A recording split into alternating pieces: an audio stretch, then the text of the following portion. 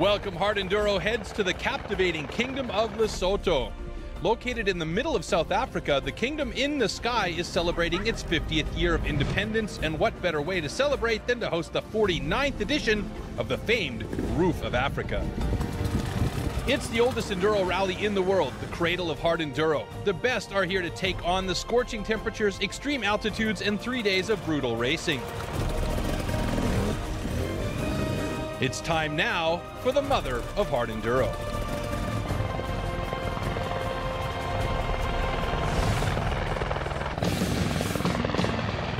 Day one qualifiers sees the streets of the capital city, Maseru, taken over by thousands of local Basutus and South Africans, all eager to celebrate the round the houses race with their favorite riders. Yeah, so we're here just about to start around the houses. Obviously my first time here at Roof, so not a great deal what they expected, and then there's a couple of long straights and asphalt turns, which isn't something we normally practice, so it's a bit in the dark as what's going to happen. I'm nervous about the round the houses this year because we've got a race. Normally just cruise round and do the 3 laps, but the other guys are going to be pushing hard, and yeah, I don't like it. We've got more motocross tyres, harder compound tyres on, so that they don't shred as quickly. Yeah, the harder the tyre gets, the more grips, and the less knob it also has, the better it is. Yeah, you know, the strategy is from the start, flat out to the finish. 3 laps on the asphalt road with some dirt section, but you know, it's flat. You have to be careful. The format is simple, 3 laps as fast as possible. The times here will be added to their overall, so a slip-up is not advised. With the flag dropped, the 40 top riders charge off the start. With shoulder-to-shoulder action, it's number 3 South African's own Brett Swanepoel who takes the lead into the first turn, with Billy Bolt and the rest of the pack in hot pursuit. It's open season with the riders flat out flying through the streets. Paying no attention to the speed limits, German legend Andreas Lettenbichler threads his way through Gomez and Bolt, while Francis Marc Bourgeois rides in his wake. Reaching speeds of over 100 kilometers per hour, Bourgeois overtakes Letty and Swanepoel for the lead. With the tires burning up on the cement and dust everywhere, it's a chaotic first lap. But for the fans, it's a rare treat to see the best of hard-enduro up close and personal, and they're loving every minute of it. Heading back into the stadium, the Frenchman powers his way over the obstacles and takes the first lap. Lap 2 only sees speeds increase as the riders spread out and are able to maneuver more comfortably.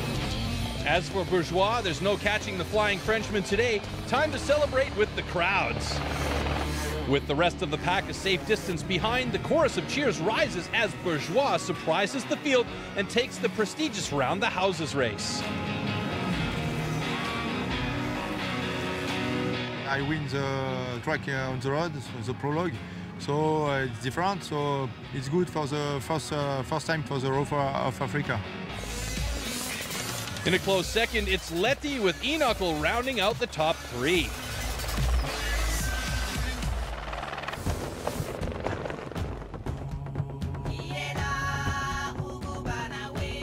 As rich in history as the country it takes place in, the Roof of Africa was born in 1967 and has grown into one of the world's most legendary enduro rallies.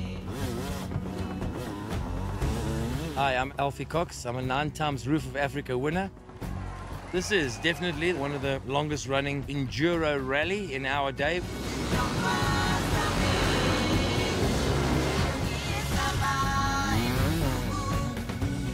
I'm Daryl Curtis. I'm a 2 times winner at the Roof of Africa.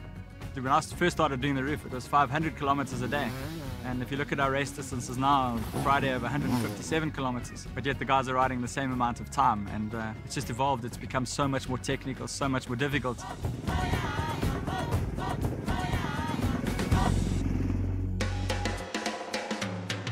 A lot has changed over the years. Now we've got a more confined area where it's up and down, shorter distances, but more extreme.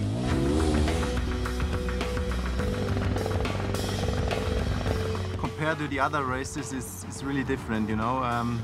You have a lot of navigation and And also the terrain is really rocky, you know, it's really physical for the body. It's summer here and you know, the temperature is going to be always between 30 and 40 degrees. Not only is it really hot, we've got a little bit of altitude as well.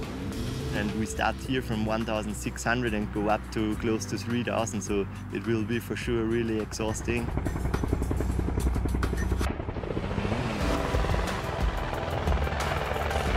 I think there is nowhere in the world you can have a race of this magnitude.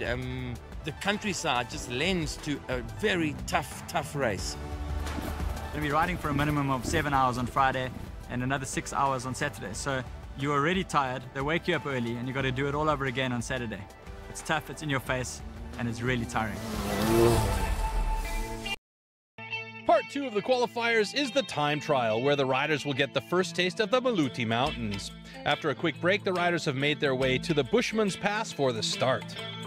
Yeah, time trial is going to be started in the next few minutes, and yeah, I think we have 55 kilometers in front of us. Will be for sure some tough riding with all the loose rocks here, but yeah, try to push right from the beginning, find a good pace.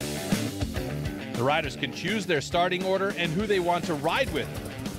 One of the first groups to go is the KTM team of Alfredo Gomez, Andreas Lettenbichler, and Lars Inako.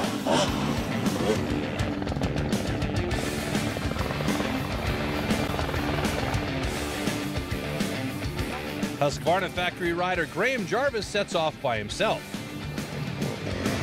As for the South Africans, Brett Swanepoel, Travis Teasdale, and Blake Goodsight are trying to add another quick time to their qualifying.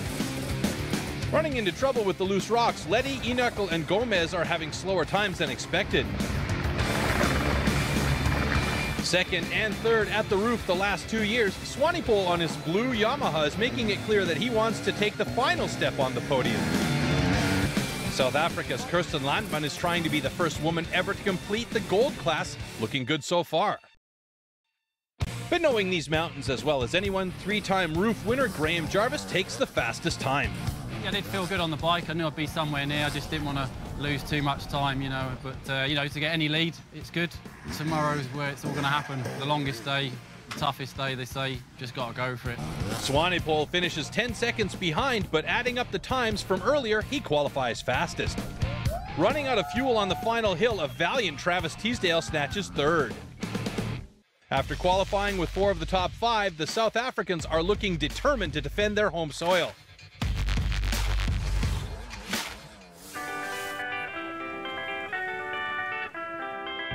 Outside of the UK, South Africa boasts some of the best riders in the world. Now, at their home race, what exactly makes them so special? South African riders are really good here. You know, we've got a fantastic bunch. They're physically tough. They're used to the hot temperatures, and they're used to riding for a full 6 or 7 hour day. This is what we do here.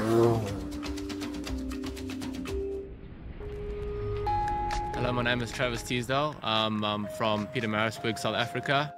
I'm Scott Bouverie and I'm from KwaZulu-Natal, South Coast in South Africa. I'm Kirsten Landman. I'm from South Africa. I live in Johannesburg. I would like to be the first female to finish gold. I'm the first one to attempt it, but if I don't try, I'll never know. Well, the South African riders, I say, are probably the most determined riders in the world and definitely some of the toughest guys out there. I always used to see it on TV, and as soon as I was 15, I said to myself, let's go give it an attempt. And when I was 16 years old, there I was finishing my first Roof of Africa. I'm really hoping the team's going to do well this year. They've done their homework overseas and locally, and I think they're looking really strong for a good finish at this year's Roof. We put in a lot of hours. We keep going until something makes us stop. This is Africa, so, you know, anything can happen.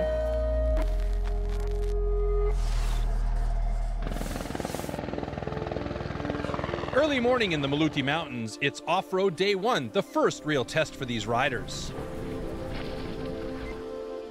The longest day of the rally, 152 exhausting kilometers lie ahead.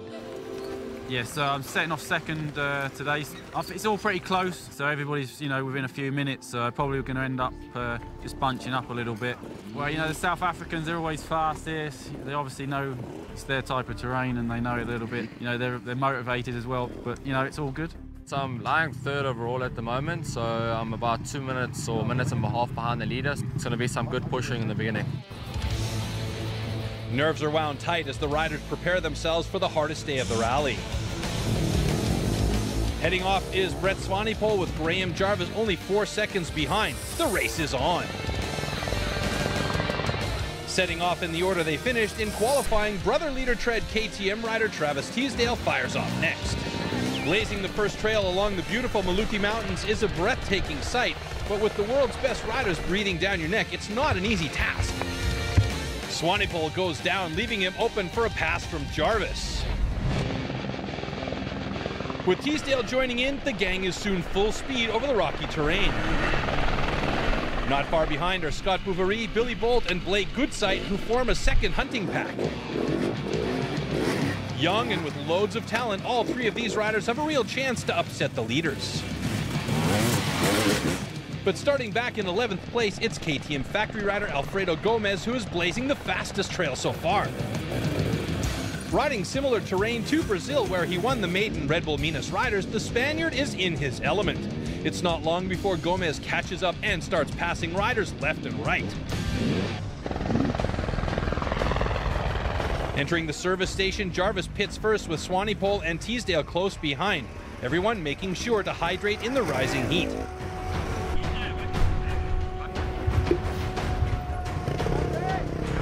Out first is Swanepoel, but the overall times are tight. As they head deeper into the mountains, the two packs become one. At the steep and technical section of Mazomani Pass, the band of brothers is testing out the terrain. With little room to maneuver, passes are a tricky proposition. But using a shortcut, Jarvis jumps into second place behind Gomez. Eventually taking the lead, the two pull away from the pack. Up and down, reaching elevations of nearly 3,000 meters, the KTM and Husqvarna stars are sticking to each other like glue. As for the South Africans, Bouverie, Teasdale, and Goodsight are doing their best to keep up. Further back, Andreas Lettenbichler and Lars Inakel are also having a tough time, struggling with the steep rock sections. As the trails narrow, the riders get stuck in the thick brush. Getting help from the locals, silver class riders, and also lending a hand to each other, the two rivals are tackling this tough piece of rock together. 1, 2, 3! With the midday heat burning down and the dust getting up everywhere, this is why it's called the mother of hard-enduro. Finally, the two escape the section with Jarvis clawing his way back into the lead. The final mountain, charging up the last hill climb, it's Jarvis who crosses the finish line first. After starting 10 minutes behind the leaders on the day, Alfredo Gomez comes in second place, making up some major time. Well, I don't know if it's an awesome day, but it does feel like the longest day I've ever ridden. But yeah, we just got lost a little bit. I don't know, it's just a really extreme part. I don't know if we were on the track or the silver class were on it and they were stuck in front. Alfredo and myself had to help each other, so it was difficult to get any sort of gap on each other, but you know, I think it helped us riding together, definitely. Until the service point, I was riding very good, but after that, I feel destroyed. It's no rest anywhere. It's all time bumpy, rocks everywhere. Yeah, tomorrow is a new day. At the end of day two, it's Jarvis clinging to a narrow lead over Gomez, with Bouverie sitting in third. Merciless heat, high altitudes, and over 16 hours of riding. What the riders put in their bodies will play a key role in enduring the roof. Nutrition, what you got to eat and what you got to drink, I think will be the key factor of winning this event. At the intensity that everyone's riding at now, there's no time to have a solid meal. So it's what your body can take in the quickest to get you going fast, so it boosts your energy quickly. Hi, I'm Janine Bouverie, Scott Bouverie's mom, and I'm in charge of doing his nutrition. When it's this hot, it's important to get electrolytes down. You know, your body's losing a lot of salts. We prepare simple food that is consistent throughout the day. Some sandwiches, banana muffins, energy bars, as well as date balls, nuts, to give them extra carbohydrates during the race. We have to eat all the time and drink all the time, especially on weather conditions like today. We have to drink. That's very important. I have prepared for every day 2 camelbacks with 2.5 liters. I drink all. If you can remember to eat and drink continually, that's the crucial part, because you're always in the middle of nowhere with hard-enduro. It's always tough terrain. Lots of other things can go wrong, and I don't want to have fatigue, and I don't want to have to get tired or get hungry while I'm racing. So I make sure that I do eat well when I'm racing. Bananas, bread, sandwich, bottle of wine, whatever you can get.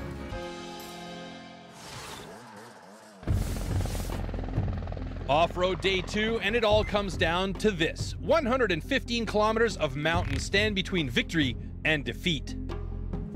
In this position before, the veteran knows what must be done to defend his hard-enduro crown. Yeah, so it's the final day, and obviously pretty close between Gomez and myself, and it's going to be another long day as well. So we'll probably end up, we're going to be riding together a fair bit again, I would imagine, and then maybe on some of the difficult bits, we're going to probably push as hard as we can, try and get a gap. If not, it's going to be a sprint to the finish. Anything can happen.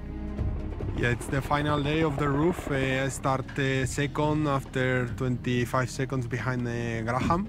I will try to catch him, stay with him more or less all day, and the last kilometers try to make a bit of distance. Yeah, I'm pulling off third today. Yesterday was a very tough day. I mean, it's anyone's race, but I think Graham and then will pull off a little bit in front, and then I think it'll be a trail of South Africans until the gaps start to form. The tension hangs thick in the air as these warriors prepare themselves for the heroic journey ahead.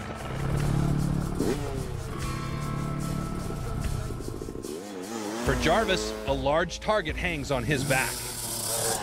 You may run for a long time, run on for a long time, run on. Knowing the speed of the Spaniard, Jarvis is eager to put some distance between himself and Gomez.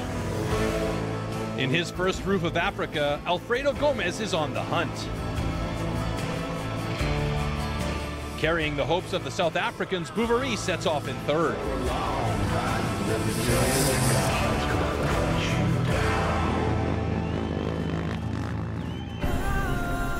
Through the kingdom in the sky one last time, Jarvis, Gomez, Bouverie, and the rest know the time for legends is now.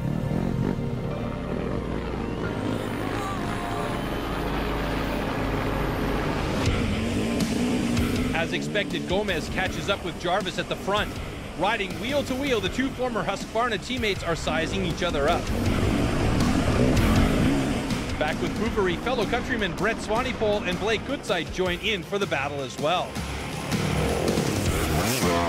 Lars Inokel and Andreas Lettenbichler also lock in, but a smoking radiator spells trouble for the Austrian.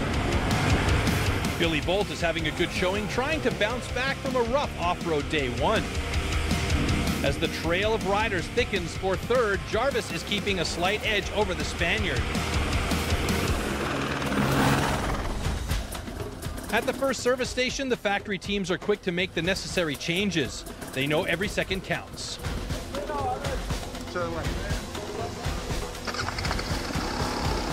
However, the KTM factory rider Gomez leads into the rock canyons where the rising heat and choking dust are taking its toll.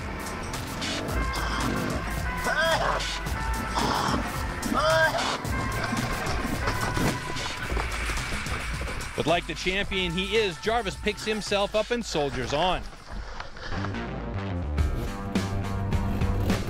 With the top guys struggling, it's only natural for the hobby riders to do the same.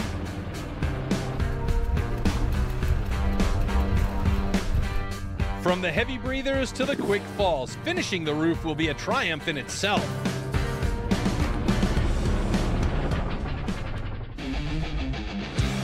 Further back, Swanepoel is leading Goodside and Bolt through the beautiful Lesotho countryside. But with his time advantage from yesterday, Scott Bouverie is still clinging to a tight lead over the rest of the pack for third. Gomez and Jarvis haven't left each other's sight as the war of attrition enters its final stage.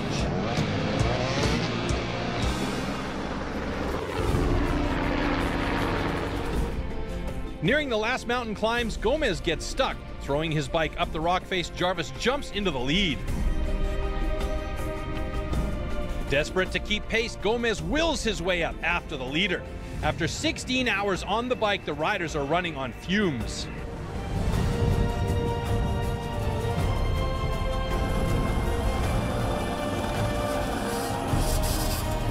Up the final hill with the fans cheering the legend on, it's Jarvis who climbs to his 4th Roof of Africa title.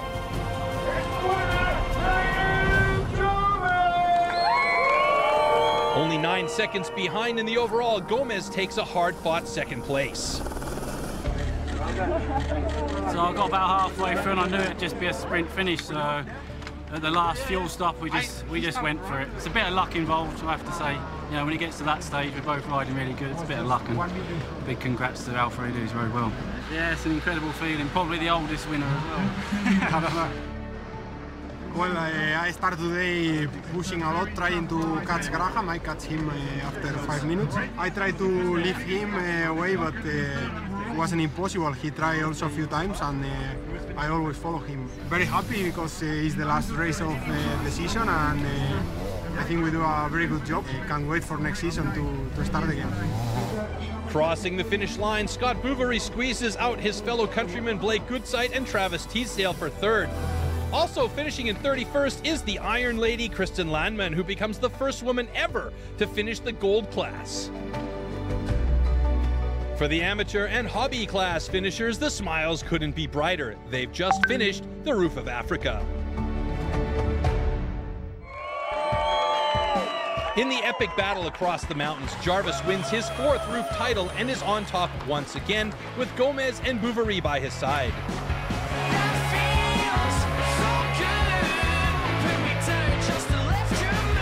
One more race and one more win for Jarvis. For the South Africans, they prove their medal by taking 3 of the top 5 positions. In the world rankings, the veteran takes his 3rd stop of the season and reclaims the crown from Johnny Walker.